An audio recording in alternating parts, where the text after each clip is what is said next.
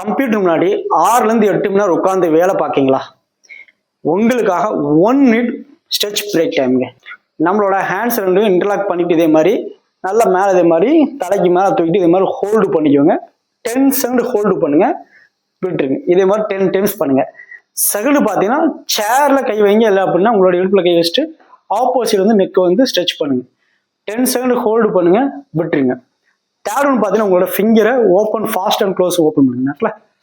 இதே மாதிரி ஃபாஸ்ட்டாக பண்ணுங்க. இப்படி பண்ணுறோம்னே பார்த்தீங்கன்னா நம்மளோட ஐ, நெக்கு, ஷோல்டரு, ஃபிங்கருக்கு போகிற லோடு ஓவர்லோடு வந்து கம்மியாகும்.